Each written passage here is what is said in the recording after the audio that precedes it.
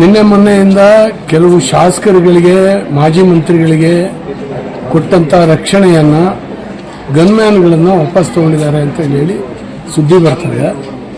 ಇದನ್ನು ರೀಕನ್ಸಿಡರ್ ಮಾಡಬೇಕು ಸರ್ಕಾರ. ಯಾಕಂದರೆ ಸುಮ್ಮನೆ ಪ್ಯಾಷನಿಗೋಸ್ಕರ ತಗೊಂಡವರಿಗೆ ಅವ್ರು ರದ್ದು ಮಾಡಲಿ.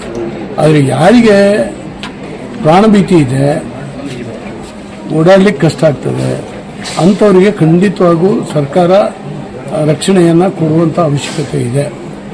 ಮತ್ತು ಮಾಜಿ ಶಾಸಕರಿಗೆ ಯಾರಿಗೆ ಅಗತ್ಯ ಇದೆ ಅದನ್ನು ಯೋಚನೆ ಮಾಡಿ ಕೊಡಬೇಕು. ಅದೊಂದು ರಿಪೋರ್ಟ್ ತಗೊಳ್ಬೇಕು. ಇದ್ದಕ್ಕಿದ್ದಾಗೇನೆ ಇವತ್ತು ನನ್ನ ಜೊತೆಗೆ ಇರ್ತಾರೆ, ನಾಳೆ ಇಲ್ಲ ಅಂತ ಹೇಳಿದ್ರೆ ಅರ್ಥವೇ ಇಲ್ಲ.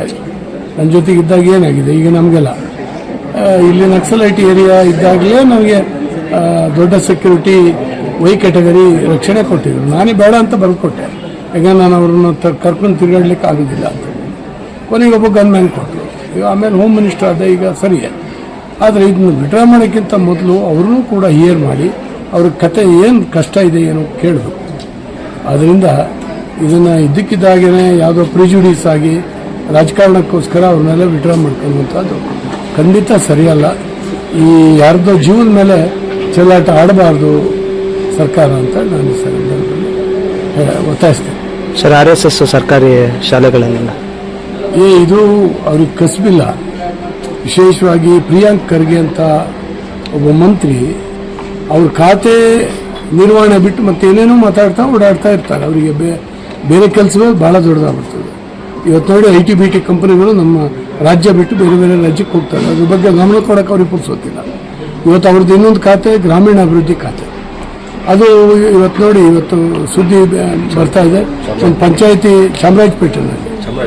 ಚಾಮರಾಜನಗರದಲ್ಲಿ ಒಬ್ಬ ವಾಟರ್ಮ್ಯಾನ್ ಸೂಸೈಡ್ ಮಾಡ್ಕೊಂಡು ಸತ್ತೋಗಿದ್ದಾನೆ. ಅವನಿಗೆ ಸಂಬಳ ಕೊಡಲಿಲ್ಲ. ಮತ್ತೊಬ್ಬ ಇವರು ನಮ್ಮ ಗ್ರಾಮೀಣ ಗ್ರಂಥಾಲಯ ನೌಕರಿ, ಆ ಹೆಣ್ಮಗಳೊಬ್ಳು ಬರದಿಕ್ಕೆ ಸತ್ತಿದ್ದಾಳೆ, ನನಗೆ ಸಂಬಳ ಕೊಡಲಿಲ್ಲ. ಅಪ್ಪ, ನೀನು ಸ್ವಲ್ಪ ಕೂತು ನಿನ್ನ ಖಾತೆ ಏನಾಗ್ತದೆ, ರಾಜ್ಯದಲ್ಲಿ ಅಭಿವೃದ್ಧಿ ಏನಾಗಬೇಕು ಅದನ್ನು ಯೋಚನೆ ಮಾಡೋ ಸರ್. ನಿನ್ನ ನಿಜವಾಗ್ಲೂ ಕೂಡ RSSನ್ನು ಬ್ಯಾನ್ ಮಾಡೋದು, RSSನ್ನು ನಿಗ್ರಹ ಮಾಡೋದು ನಿನ್ನ ಹಣೆಯಲ್ಲೇ ಬರಲಿಲ್ಲ. ನಿನ್ನ ಜೀವನ ಇರೋ ತನಕನೂ ಅದು ಸಾಧ್ಯ ಆಗೋದಿಲ್ಲ. ಅಷ್ಟು ಬೆಳೆದಿದೆ ಅದು. ದೇಶಭಕ್ತರು ನಿರ್ಮಾಣ ಮಾಡುವಂಥ ಒಂದು ಸಂಸ್ಥೆ ಅದು.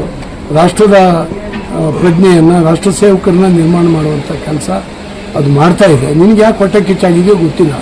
ವಿಧಾನಸೌಧದ ಒಳಗಡೆ ನಿಂತ್ಕೊಂಡು ಪಾಕಿಸ್ತಾನದಿಂದ ಬಂದಂಥ ಅವ್ರನ್ನ ಸಮರ್ಥಿಸಿಕೊಂಡಂಥ ಇದೇ ಪ್ರಿಯಾಂಕ್ ಖರ್ಗೆ ಮತ್ತು ದೇಶದ ಅನ್ನ ತಿಂದು ಬೇರೆ ಬೇರೆ ಮಾಡುವಂಥವ್ರನ್ನ ನಿಗ್ರಹ ಮಾಡಲಿಕ್ಕೆ ನಿಮಗೆ ಶಕ್ತಿ ಇಲ್ಲ.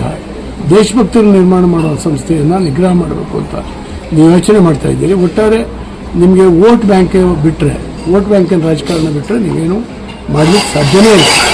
ನೀವು ದಿನನಿತ್ಯ ಬೆಳಿಗ್ಗೆ ಇದ್ದರೆ ವೋಟ್ ಬ್ಯಾಂಕ್ ನಿಮ್ಮ ಮುಸ್ಲಿಮರನ್ನು ತುಷ್ಟೀಕರಣ ಮಾಡೋದು ಹೇಗೆ, ದೇಶದ್ರೋಹಿಗಳು ಯಾರಾದರೂ ಇದ್ದರೆ ಅವ್ರನ್ನ ಬ್ರದರ್ಸ್ ಅಂತೇಳಿ ಕರೆಯೋದು ಹೇಗೆ, ಇದನ್ನು ನೀವು ಯೋಚನೆ ಮಾಡುವಂಥವ್ರು ನೀವು. ನಿಮ್ಮ ಸರ್ಕಾರ ಒಂದೊಂದು ದಿವಸ ಇದ್ದರೂ ಕೂಡ ಅಷ್ಟು ದೊಡ್ಡ ಡ್ಯಾಮೇಜ್, ಸಮಾಜಕ್ಕೆ ಡ್ಯಾಮೇಜ್ ಆಗ್ತಾ ಇದೆ, ಸಂಸ್ಕೃತಿಗೆ ಡ್ಯಾಮೇಜ್ ಆಗ್ತಾ ಇದೆ, ಈ ರಾಷ್ಟ್ರಕ್ಕೆ ರಕ್ಷಣೆ ದೃಷ್ಟಿಯಿಂದ ಭಾಳ ಡ್ಯಾಮೇಜ್ ಆಗ್ತದೆ.